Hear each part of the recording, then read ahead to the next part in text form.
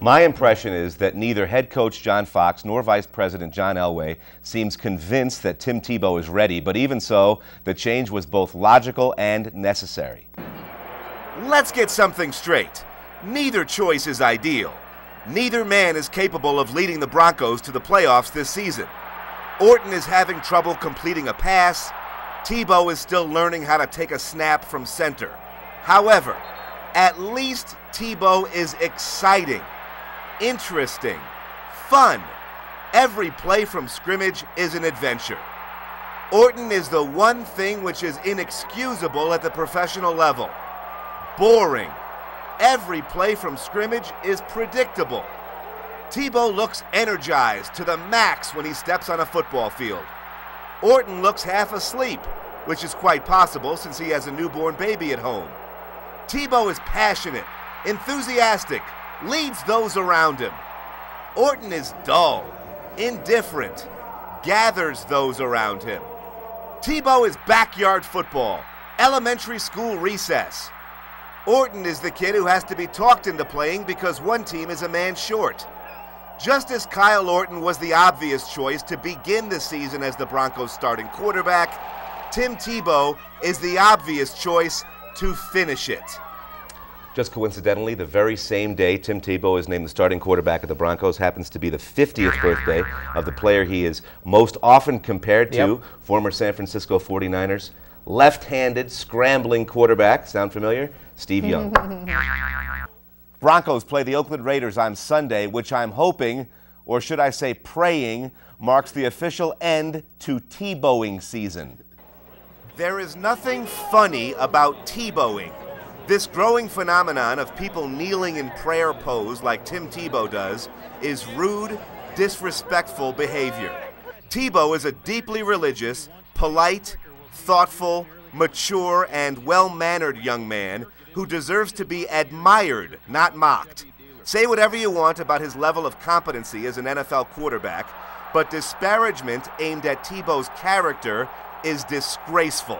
I know, Timmy says he doesn't mind, even called it a blessing, but come on, he's just too nice to fight back. Trust me, Tebow thinks Tebowing is stupid and insulting. Nobody likes to be treated with ridicule or contempt, and that's exactly what's happening.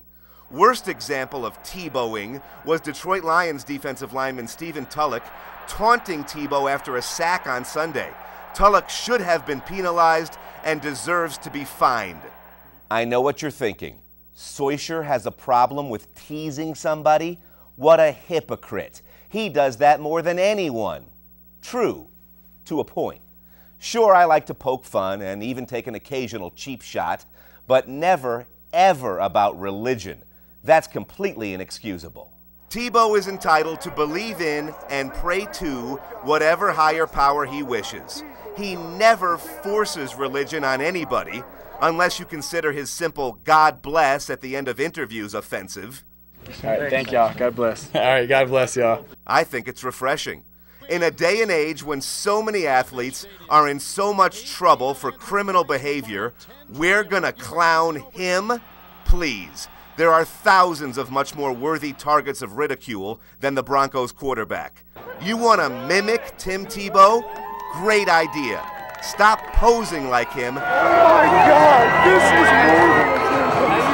moving. And start living like him. There, I feel better. Here's Drew Soicher. Hi, everybody. My mother used to tell me that if I simply listened to her the first 100 times, she wouldn't have to scream at me the 101st.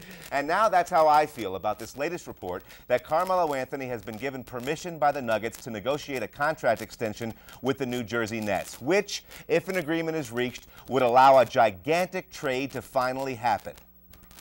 He's not going to the New Jersey Nets. It makes absolutely no sense for Carmelo Anthony to leave the Nuggets in order to join one of the worst teams in the NBA. This is brutal now. Especially since the Nets would have to give up all their most valuable assets to get the All-Star. Nice. Savers from Lopez. The Nets are willing to satisfy the Nuggets' demands of young, promising players and high draft picks, but they won't make a deal unless Anthony agrees to a long-term contract with them first.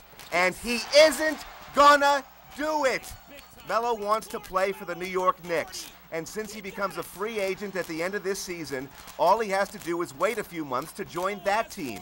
The Knicks know this, of course, and so they aren't going to offer anything of value to Denver. If the Nuggets are lucky, they'll find some sucker willing to rent Melo for a playoff run in exchange for one draft pick.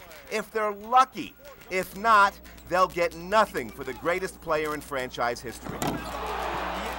The only good part about all this is the fact that since the Nuggets are unable to trade Carmelo to the Nets, that 15-player blockbuster deal the two teams have been wasting their time discussing will fall through, and Chauncey Billups will stay in Denver where he belongs.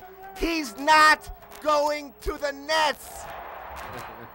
Just be happy it was me and not my mom screaming at you. She'd smack you in the face also.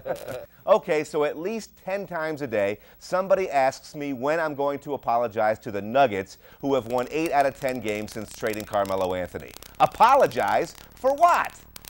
The team was garbage the day before Carmelo got here. The Nuggets will be garbage tomorrow. I was wrong. For thinking the Nuggets were a one-man show and the rest of the roster was useless. I was wrong. For thinking the players they received from the Knicks in exchange were too boring. I was wrong. For agreeing with General Manager Masai Ujiri when he said, We feel we got killed in the trade. He was wrong. But that doesn't change the fact I was also. For failing to consider just how good of an NBA coach George Karl is. Just how ready Ty Lawson is to become a star. And for thinking the fans would turn on the Nuggets if they included hometown hero Chauncey Billups in the Melo trade. Wrong, wrong, wrong. For thinking team owner Josh Kroenke was being taken advantage of just because he's so young. For overlooking the obvious. Basketball is a team game, not an individual sport. And he rips another one. And for not realizing how thrilled the remaining Nuggets were once those stupid Melo rumors of the day were finally over. Melo. I was wrong. And I promise never to make that mistake again. And now the Nuggets have to continue playing well, or I reserve the right to deliver another piece called Turns Out I Was Right After All. Yeah. We haven't seen that one yet, by the way. But it's always possible. Probably never will either. That's right. Thanks, Drew.